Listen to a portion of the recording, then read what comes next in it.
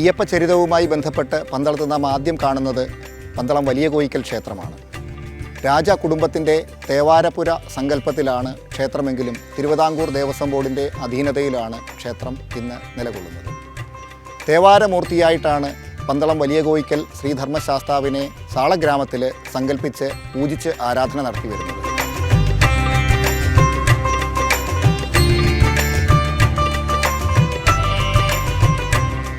വലിയ കോയിക്കൽ ക്ഷേത്രം ശരിക്ക് പന്തളം കൊട്ടാരത്തിൻ്റെ തേവാര സങ്കല്പമാണ്. തേവാരമൂർത്തിയായിട്ടാണ് നമ്മൾ ഭജിക്കുന്നത്.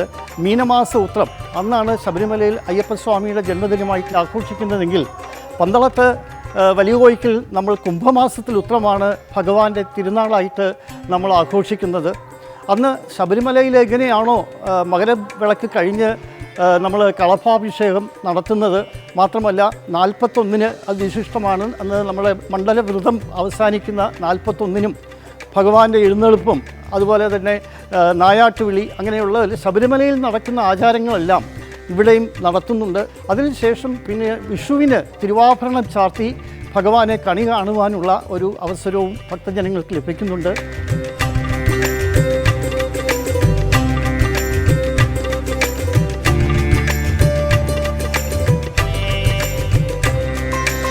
ഇന്നും അവിടെയുള്ള ആചാരങ്ങൾ പലതും കൊട്ടാരവുമായി ബന്ധപ്പെട്ടത് തന്നെയാണ്.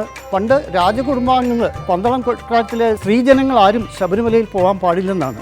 അതിന് പകരം എന്നെ ഭജിക്കുന്നത് ഇവിടെ മതി. ശബരിമലയ്ക്ക് തുല്യമായിട്ടുള്ള പ്രാധാന്യമുള്ള ഒരു മൂലസ്ഥാനമാണ് ഈ വലിയ കോയിക്കൽ ധർമ്മശാസ്താ ക്ഷേത്രം.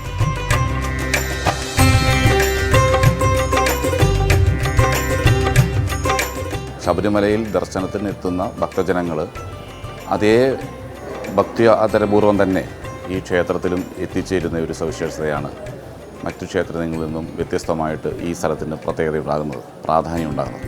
ഇവിടെ മുൻപത്തെ ഭരണസമിതികൾ, ഉപദേശക സമിതികൾ നടത്തിയിരുന്ന വിപുലമായ ഒരുക്കങ്ങൾ, ശബരിമല തീർത്ഥാടനവുമായിട്ട് ബന്ധപ്പെട്ട വിപുലമായ ഒരുക്കങ്ങൾ, അതിൻ്റെ പൂർത്തീകരണമായിരിക്കും ഈ പ്രാവശ്യത്തെ ഉപദേശക സമിതി എന്ന നിലയിൽ 13 അംഗ കമ്മിറ്റിയായി ഞങ്ങൾക്ക് ചെയ്യുവാനുള്ളത്.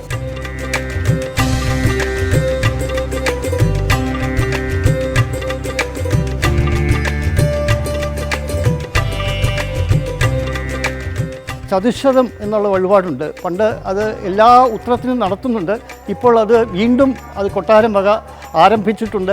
പന്തളം രാജകുടുംബത്തിനും അതുപോലെ പന്തളത്തെ ദേശത്തുള്ള എല്ലാ ജനങ്ങൾക്കും ഭഗവാന്റെ അനുഗ്രഹം ലഭിക്കുവാനായിട്ടുള്ള വഴിപാടുകളാണ് ഇവിടെ ക്രമീകരിച്ചിട്ടുള്ളത്. ഇവിടെ പ്രതിഷ്ഠ ഇല്ല എങ്കിൽ തന്നെയും ഭഗവാന്റെ ആ ചൈതന്യം കുടികൊള്ളുന്ന സാളഗ്രാമ ശിലയിലാണ് ഈ അർച്ചനകളും ഇതെല്ലാം തന്നെ ഭഗവാന് അർപ്പിക്കപ്പെടുന്നത്.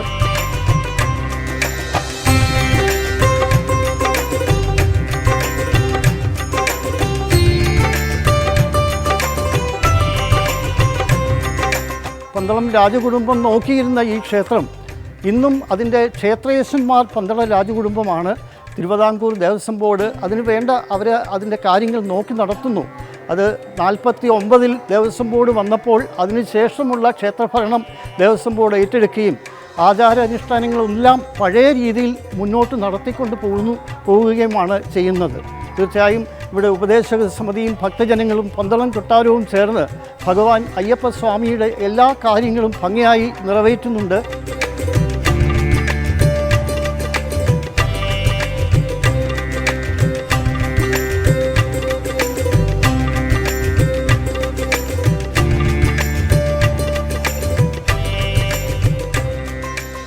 പന്തളം വലിയ കോയിക്കൽ ക്ഷേത്രത്തിൻ്റെ പള്ളിവേട്ട സ്ഥാനമാണ് മണികണ്ഠനാൽത്തറ. പന്തളം കൊട്ടാരത്തിൽ സൂക്ഷിച്ചിട്ടുള്ള തിരുവാഭരണങ്ങളിലെ കൊടിയും കുടയും ആനച്ചമയങ്ങളും തിടമ്പുമായി വർഷത്തിൽ 2 തവണ ഭഗവാന്റെ എഴുന്നള്ളത്ത് ഈ മണികണ്ഠനാൽത്തറ സന്നിധിയിലേക്ക് നടത്തി കുംഭത്തിലെ ഉത്രം നാളിൽ നായാട്ടുവിളി നടക്കുന്ന ഇടം കൂടിയാണ് മണികണ്ഠനാൽത്തറ സന്നിധി.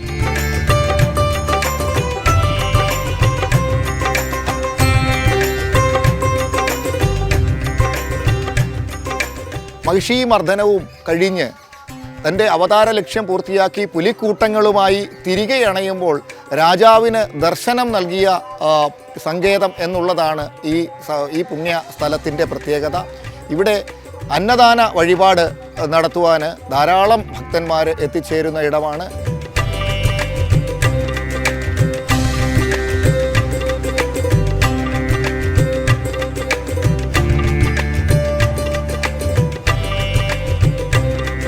എൻ്റെ പിന്നിൽ കാണുന്നത് പന്തളം കൊട്ടാരത്തിൻ്റെ, കൊച്ചുകോയിക്കൽ കൊട്ടാരത്തിൻ്റെ തേവാരപ്പുര നാലുകെട്ടാണ് ഈ കാണുന്നത്. ഈ കൊട്ടാരത്തിന് ഉള്ളിൽ നാലുകെട്ട് രൂപത്തിലുള്ള നിർമ്മിതിയാണ് ഇവിടെയുള്ളത്. ഈ കൊട്ടാരത്തിനുള്ളിലായിട്ട് സാളഗ്രാമങ്ങളും പഴയ താളിയോല ഗ്രന്ഥങ്ങളുമാണ് സൂക്ഷിച്ചിട്ടുള്ളത്. രാജപരമ്പര അവരുടെ ആരാധനയ്ക്കായി ഉപയോഗിച്ചിരുന്ന സാളഗ്രാമങ്ങളും പുരാണ ഗ്രന്ഥങ്ങളുമൊക്കെയാണ്, ഈ താളിയോലകളിൽ എഴുതിയ ഗ്രന്ഥങ്ങളുമാണ് ഇവിടെ സൂക്ഷിച്ചിട്ടുള്ളത്. അത് വ്യാകരണ ഗ്രന്ഥങ്ങൾ, അതേപോലെ തന്നെ സംസ്കൃത ഗ്രന്ഥങ്ങൾ, പുരാണങ്ങൾ, ഭാഗവതം, അതേപോലെയുള്ള ഗ്രന്ഥങ്ങളാണ് ആ താളിയോല ഗ്രന്ഥക്കെട്ടുകളിൽ ഉള്ളത്. ശൈവ, വൈഷ്ണവ, ശാക്തേയ സാളഗ്രാമങ്ങൾ, സുബ്രഹ്മണ്യൻ്റെയും ശ്രീരാമൻ്റെയും സാളഗ്രാമങ്ങൾ പൂജ ചെയ്യാനായിട്ട് നിത്യപൂജയ്ക്കായി ഇവിടെ സൂക്ഷിച്ചിട്ടുണ്ട്.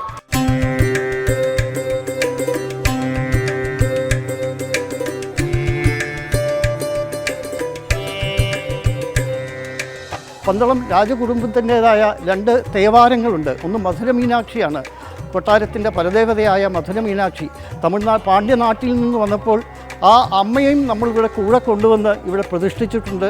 അവിടെയും നിത്യപൂജ നടക്കുന്നുണ്ട്. കൂടാതെ സുബ്രഹ്മണ്യൻ, അതുകൂടാതെ വേറെ ഒരു തേവാരപ്പുരയുമുണ്ട്. വളരെ 1000ഓളം വർഷങ്ങൾ പഴക്കമുള്ള അവിടെയും ഈ നിത്യപൂജകളും കാര്യങ്ങളെല്ലാം കൊട്ടാരം നടത്തുന്നുണ്ട്.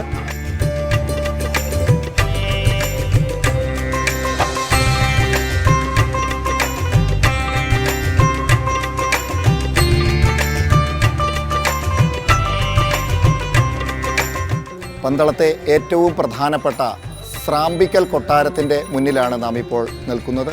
തിരുവാഭരണങ്ങൾ, ഭഗവാന്റെ തിരുവാഭരണങ്ങൾ സൂക്ഷിച്ചിരിക്കുന്ന കൊട്ടാരമാണ് സ്രാമ്പിക്കൽ കൊട്ടാരം. ഇവിടെ നിന്നാണ് തിരുവാഭരണ ഘോഷയാത്ര ആരംഭിക്കുന്നത്. ഭഗവാന്റെ തിരുവാഭരണങ്ങൾ, തിരുമുഖവും പൂജാ പാത്രങ്ങളും, ശബരിമലയിലെ എഴുന്നള്ളത്തിന് ഉപയോഗിക്കുന്ന കൊടിയും കുടയും ആനച്ചമയങ്ങളും അടങ്ങുന്ന തിരുവാഭരണങ്ങൾ 3 പേടകങ്ങളിലായി പന്തളം വലിയ കോയിക്കൽ ക്ഷേത്രത്തിലേക്ക് ധനുമാസം 28-ാം തീയതി എഴുന്നള്ളിക്കും. രാവിലെ പ്രത്യേക പൂജകൾക്കും ദർശനത്തിനുമൊക്കെ ശേഷം ഉച്ചയ്ക്ക് രാജ കുടുംബത്തിലെ മുതിർന്ന വലിയ തമ്പുരാൻ ക്ഷേത്രത്തിലേക്ക് എഴുന്നള്ളും.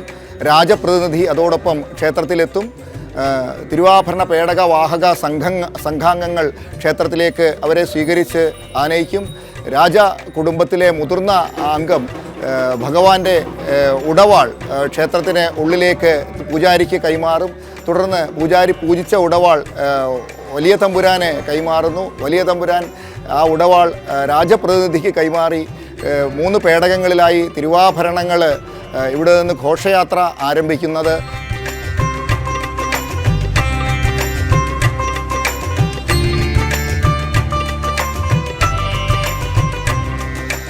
പന്തളം കൊട്ടാരത്തിൻ്റെ തേവാരപ്പുര എന്ന നിലയിൽ ഈ ധർമ്മശാസ്ത്ര ക്ഷേത്രത്തിൻ്റെ മറ്റൊരു പ്രത്യേകത, ശബരിമലയിൽ ചാർത്തുന്ന ഭഗവാന് അയ്യപ്പസ്വാമിക്ക് ചാർത്താനുള്ള തിരുവാഭരണം ഇരിക്കുന്ന കൊട്ടാരവും അതിനോടനുബന്ധിച്ച് പന്തളം കൊട്ടാരത്തിൻ്റെ ദേവതയായ അയ്യപ്പനെ അവർ തേവാരമൂർത്തിയായി പൂജിക്കുന്ന ഇടവുമാണ് പന്തളം വലിയ കോയിക്കൽ ധർമ്മശാസ്ത്ര ക്ഷേത്രം.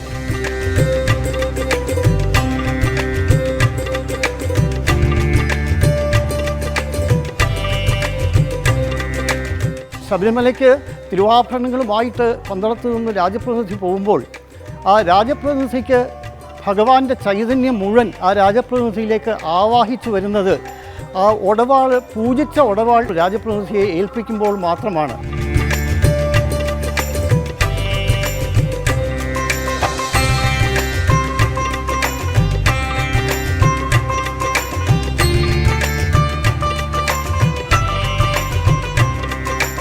തിരുവാഭരണ ദർശന മഹോത്സവം നടക്കുന്ന ഈ വേളയിൽ ഭക്തജനങ്ങൾക്ക് എല്ലാ ദിവസവും തിരുവാഭരണം ദർശിക്കുവാനുള്ളൊരു സൗകര്യം ഉണ്ടായിരിക്കുന്നതാണ്. അതുപോലെ തന്നെ തിരുവാഭരണ ദർശനം പിന്നീടൊരു അവസരം ഈ ക്ഷേത്രത്തിലെ ഉത്രോത്സവമാണ്. കുംഭമാസത്തിലെ ഉത്രത്തിലാണ് ഇവിടുത്തെ ഉത്സവം നടക്കുന്നത്. കുംഭമാസത്തിലെ ഉത്രത്തിന് വിപുലമായ പരിപാടികളോട് തന്നെ ഉത്രോത്സവം നടത്തപ്പെടുന്നു. ആ സമയത്ത് ഭഗവാനെ, ഈ ഇവിടുത്തെ വാരമൂർത്തിയായ ഭഗവാനെ ഈ തിരുവാഭരണം ചാർത്തി തന്നെ ദർശന സൗകര്യം ഉണ്ടാകും. പിന്നീടൊരു അവസരം വിഷുവിനാണ്. വിഷു ദിനത്തിൽ രാവിലെ കണി കാണാൻ വേണ്ടി തിരുവാഭരണം ദർശനം അല്പസമയത്ത് പകൽ മാത്രം രാവിലെ മാത്രമായിട്ട് നടത്തുന്ന ഒരു സവിശേഷത ഈ ക്ഷേത്രത്തിനുണ്ട്. അതുകൊണ്ട് തന്നെ ഈ തിരുവാഭരണം ദർശിക്കുക ശബരിമലയിൽ പോകാൻ പറ്റാത്ത ഭക്തന്മാർക്കും ശബരിമലയിൽ ഈ ദിവസങ്ങളിൽ, അതായത് മകരമാസത്തിലെ മകരോത്സവത്തിനോടനുബന്ധിച്ച് നടത്തുന്ന ഈ തിരുവാഭരണം ചാർത്തിയുള്ള ദർശനം എല്ലാ ദിവസവും, അതായത് വൃശ്ചികം 1 തൊട്ട് ഇവിടുന്ന് തിരുവാഭരണം പോകുന്ന അന്ന് വരെയുള്ള ദർശന സൗഭാഗ്യം ഈ ക്ഷേത്രത്തിൽ നിന്നും ലഭിക്കുന്നതാണ്.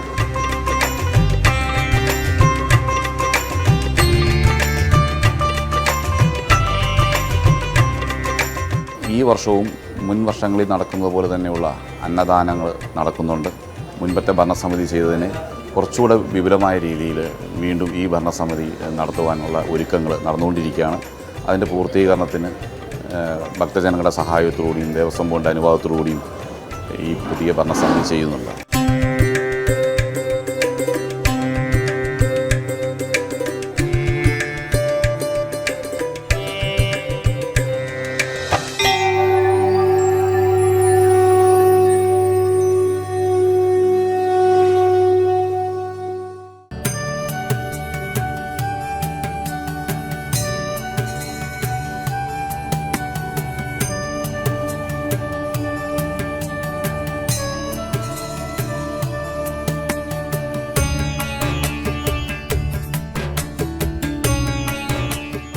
നാം ഇപ്പോൾ നിൽക്കുന്നത് ശബരിമലയുമായും അയ്യപ്പ ചരിതവുമായും ഏറെ ചരിത്ര പ്രാധാന്യമുള്ള കൈപ്പുഴ ശ്രീകൃഷ്ണസ്വാമി ക്ഷേത്രത്തിലാണ്.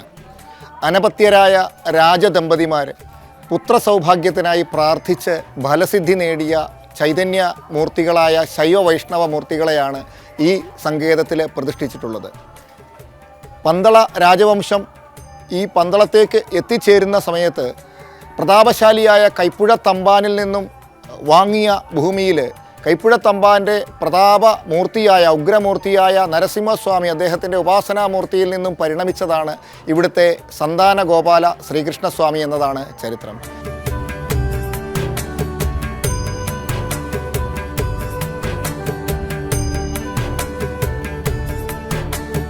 അയ്യപ്പൻ്റെ ആ അവതാരത്തിന് മുമ്പ് തന്നെ ഈ ക്ഷേത്രങ്ങൾ ഇവിടെ ഉണ്ടായിരുന്നു. ഈ ക്ഷേത്രത്തിൽ ഭജിച്ചിട്ടാണ് അയ്യപ്പനെ പന്തളം കൊട്ടാരത്തിൽ ലഭിച്ചതെന്ന് തന്നെ പറയപ്പെടുന്നുണ്ട്. കാരണം ശിവനും വിഷ്ണുവും ചേർന്നുള്ള ഹരിഹരപുത്രൻ്റെ ജന്മത്തിന് ഇവിടുത്തെ ഭജനം ഒരു കാരണമായി തീർന്നിട്ടുണ്ട് എന്നതാണ് വിശ്വാസം. ഇന്നും പന്തള രാജകുടുംബത്തിലെ പ്രത്യേകിച്ചും അമ്മമാർ ഇവിടെ വന്ന് ഭജനമിരിക്കുകയും ഇപ്പോൾ അത് സന്താന ഗോപാലമൂർത്തിയാണ് ഇവിടെ പ്രതിഷ്ഠിച്ചിട്ടുള്ളത്. വളരെ അപൂർവമായ സാളഗ്രാമ ശിവലിംഗമാണ് ഇവിടെ ശിവക്ഷേത്രത്തിലും കാണുന്നത്. തൽപതിമാരുമായി സത്രമാരംഭിച്ചിരിപ്പുണ്ടടുക്കവേ യജ്ഞശാലക്കൽ ഗമിച്ചെന്നവർത്തിച്ച പിൻ അജനം ചൊല്ലുന്നതും കേട്ടുപോരുവിൻ. ഈ ക്ഷേത്രസന്നിധിയിൽ സന്താനലബ്ധിക്കായിട്ട്, സന്താനങ്ങളുടെ സത്കീർത്തിക്കായിട്ട്, സദ്ഗതിക്കായിട്ട്, ഐശ്വര്യത്തിനായിട്ട് ഇന്നും ഭക്തജനങ്ങൾ പ്രാർത്ഥിച്ച് ഫലസിദ്ധി നേടുന്ന ഒരു പുണ്യസങ്കേതമാണ്.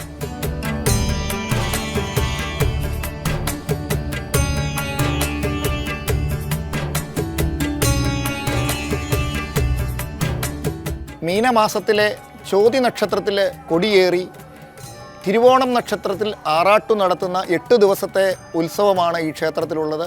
ശബരിമല ക്ഷേത്രത്തിലെ തിരുവാഭരണങ്ങളെ പോലെ തന്നെ കൈപ്പുഴ ശ്രീകൃഷ്ണസ്വാമിയുടെ തിരുവാഭരണങ്ങളും പന്തളം കൊട്ടാരത്തിലാണ് സൂക്ഷിച്ചിരിക്കുന്നത്.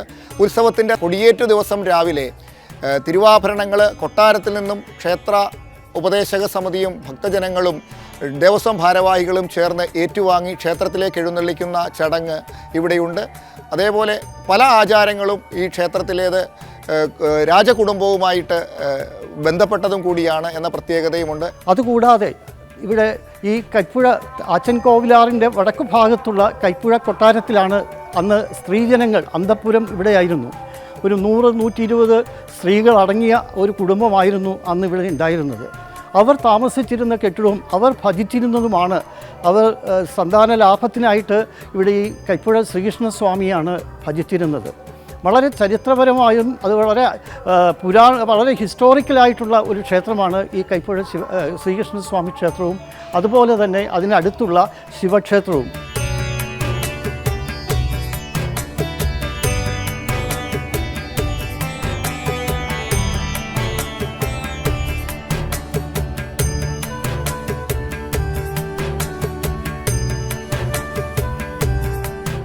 അയ്യപ്പ ചരിതവുമായി ബന്ധപ്പെട്ട് പന്തളത്തെ ചരിത്ര പ്രാധാന്യമുള്ള മറ്റൊരു സ്ഥലമാണ് ഗുരുനാഥൻ മുകടി ശ്രീ അയ്യപ്പ ഗുരുക്ഷേത്രം. ഈ ക്ഷേത്ര സന്നിധിയുമായി ബന്ധപ്പെട്ട ചരിത്രം ഭഗവാൻ ശ്രീ മണികണ്ഠന് അക്ഷരവിദ്യയും ആയുധവിദ്യയും അഭ്യസിക്കുവാനായി രാജാവ് ഗുരുനാഥൻ്റെ പക്കൽ ഗുരുകുല സമ്പ്രദായത്തിലെ ഇവിടെ വിദ്യ അഭ്യസിച്ച കളരിയാണ് എന്നുള്ളതാണ് ഇവിടുത്തെ സങ്കല്പം. ഈ സങ്കേതത്തിൽ ശിവാംശജനായ ഗുരുനാഥൻ ഭഗവാനെ വിദ്യ അഭ്യസിക്കാൻ എത്തി എന്നുള്ളതാണ് ചരിത്രം. അതിൻ്റെ പരിവർത്തനം എന്നോണം ഈ ശൈവ വൈഷ്ണവ ചൈതന്യമൂർത്തികളെ തുല്യ പ്രാധാന്യത്തോടുകൂടി ഇവിടെ പ്രതിഷ്ഠിച്ചിട്ടുണ്ട്.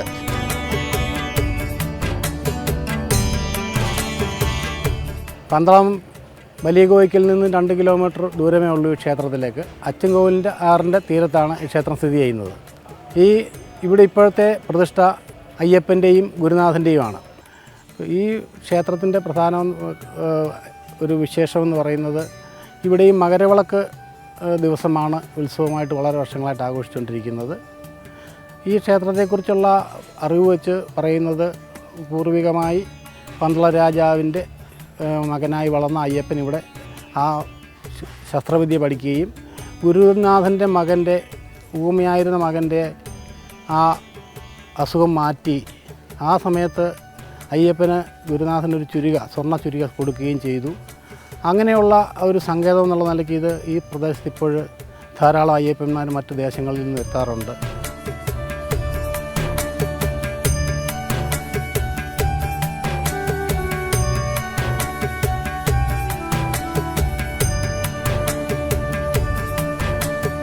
അക്ഷരവിദ്യ അഭ്യസിക്കാനും ആയുധവിദ്യ അഭ്യസിക്കാനും പോകുന്ന വിദ്യാർത്ഥികൾ അയ്യപ്പ ഭക്തന്മാരൊക്കെ ഇവിടെ വന്ന് ദർശനം നടത്തുക പതിവാണ്. ഈ ക്ഷേത്രത്തിലെ മകരവിളക്ക് ഉത്സവം തന്നെ ഗുരുകുലത്തിലേക്ക് മണികണ്ഠകുമാരനെ സ്വീകരിച്ച് ആനയിക്കുന്നു എന്നുള്ള സങ്കല്പത്തിലാണ് ഇവിടുത്തെ മകരവിളക്ക് ഉത്സവം കൊണ്ടാടുന്നത്.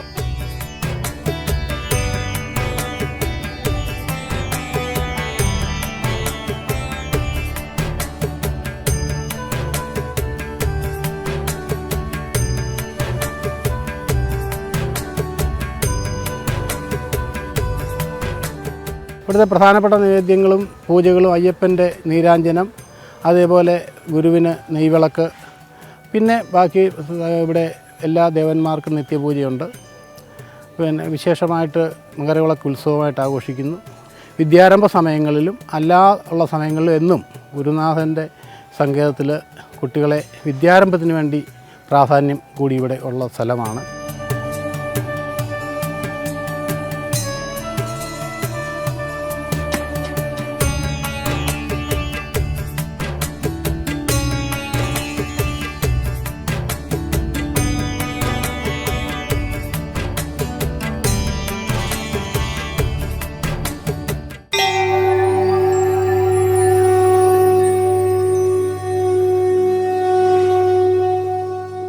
മണികണ്ഠ ചരിതവുമായി ബന്ധപ്പെട്ട പന്തളത്തെ മറ്റൊരു പുണ്യസങ്കേതമാണ് പുലിക്കുന്ന് ശ്രീ ധർമ്മശാസ്ത്ര ക്ഷേത്രം.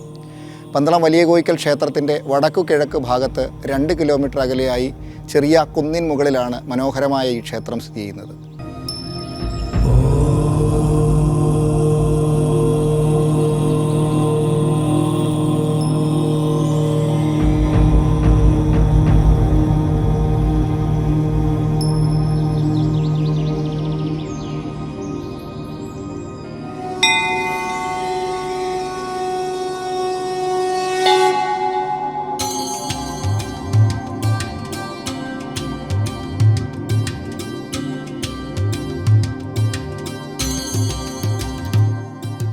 രാജാവിന് മുന്നിൽ തൻ്റെ ദിവ്യത്വം വെളിപ്പെടുത്തി പുലിക്കൂട്ടങ്ങളുമായി അണഞ്ഞ ഭഗവാൻ പുലികളെ തിരികെ അയക്കുവാനായി എത്തി എന്ന് കരുതപ്പെടുന്ന പുണ്യസങ്കേതമാണ് പുലിക്കുന്ന് മല.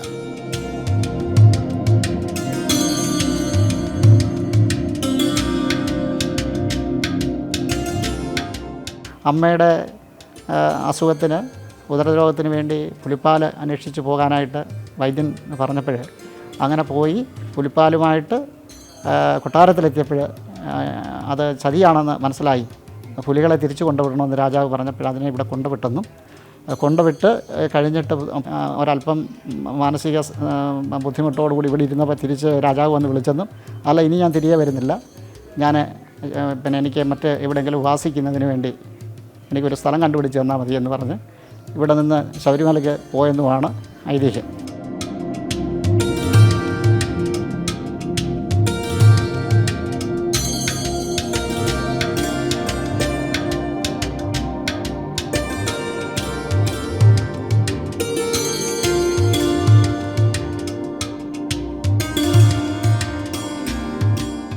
ഇന്ദ്രാദി ദേവഗണങ്ങൾ പുലിക്കൂട്ടവുമായി എത്തി എന്നതാണ് ഐതിഹ്യം. അവരെ തിരികെ അയച്ച് ദേവതാഗണ സംഗമമുണ്ടായ പുണ്യസങ്കേതമാണ് ഈ പവിത്രമായ പുലിക്കുന്ന് ക്ഷേത്രം.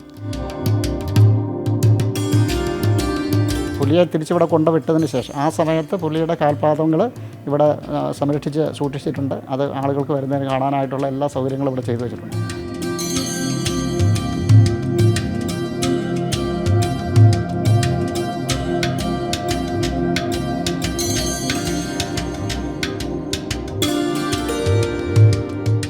മണ്ഡലകാലത്ത് 41 ദിവസം ഇവിടെ കാലത്തും വൈകിട്ടും പൂജാചാരങ്ങളെല്ലാം നടന്നു വരുന്നു.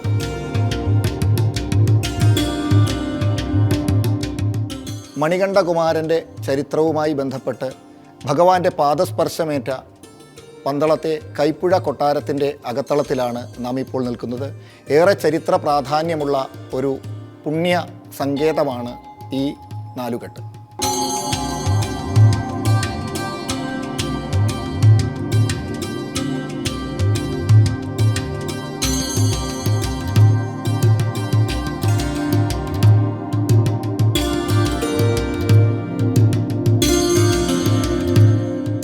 ഒരു നൂറ്റാണ്ടോളം കോന്നിയിൽ താമസിച്ച ശേഷമാണ് പന്തളം രാജവംശം പന്തളത്തേക്ക് കുടിയേറി പാർക്കുന്നത്.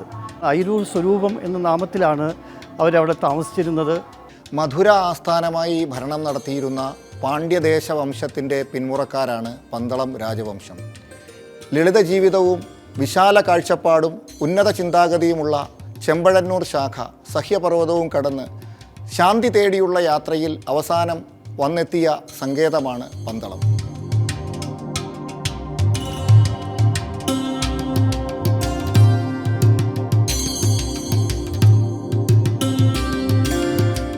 പൊന്തളം ആയിരുന്നു. ആ പൊന്തളം ആണ് പന്തളമായി ലോപിച്ചത്.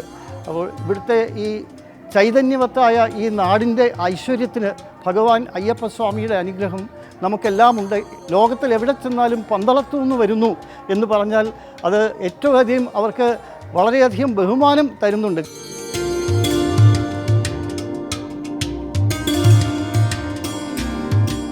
സർവധർമ്മ സമഭാവനയുടെ അയ്യപ്പധർമ്മം ഉപദേശിച്ചതും ഈ മണ്ണിലാണ്. ഭഗവാന്റെ ഉപദേശം ശ്രവിച്ച രാജാവ് ആവതുകളും അരുതുകളും നടപ്പാക്കി അയ്യപ്പധർമ്മത്തിലേക്ക് കൈപിടിച്ചുയർത്തുവാൻ ശബരിമല ക്ഷേത്രം നിർമ്മിച്ചു എന്നുള്ളതാണ് ചരിത്രം. പന്തളത്തിൻ്റെ മണ്ണിലെത്തുന്ന അയ്യപ്പ ഭക്തന്മാർക്ക് പന്തളത്തിലെ തിരുവാഭരണവും ക്ഷേത്രവും മണികണ്ഠനാൽത്തറയും പുലിക്കുന്ന് ക്ഷേത്രവും ഗുരുനാഥൻ മുകടി ക്ഷേത്രവുമൊക്കെ പന്തളത്തെ ചരിത്രത്തിൻ്റെ ഭാഗമായി ഈ മണ്ണിൽ ദർശിക്കാൻ കഴിയും. ഈ മണ്ണിലെത്തുന്ന എല്ലാ ഭക്തർക്കും അനുഗ്രഹം ചൊരിഞ്ഞ് ഈ കൊട്ടാരക്കെട്ടുകൾ ഇന്നും ശാന്തിയുടെയും സമാധാനത്തിൻ്റെയും സർവധർമ്മ സമഭാവനയുടെയും സന്ദേശം അരുളി ചെയ്തുകൊണ്ട് നിശബ്ദമായി ഇവിടെ നിലകൊള്ളുന്നു.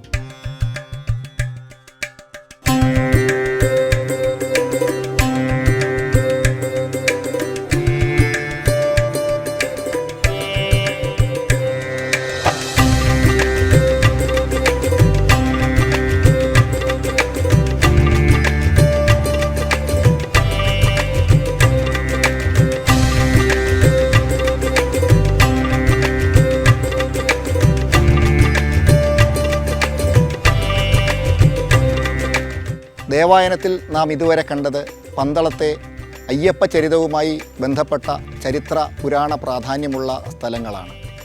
ഇവിടെയെല്ലാം ഭഗവാന്റെ ചരിതം ഇന്നും മാറ്റൊലിക്കൊള്ളുന്നു. ഓരോ ഭക്തനും ഇവിടെ എത്തി ആത്മനിർവൃത്തി തേടുന്നു. മഹാസാഗരം പോലെ പരന്ന അയ്യപ്പ ചരിതത്തിലെ ഒരു നീർത്തുള്ളി മാത്രമാണ് ദേവായനത്തിലൂടെ പ്രേക്ഷകർക്ക് മുന്നിൽ പങ്കുവച്ചത്. ദേവായനത്തിൻ്റെ ഈ അധ്യായം ഇവിടെ പൂർണ്ണമാവുകയാണ്. എല്ലാ പ്രേക്ഷകർക്കും നന്ദി, നമസ്കാരം.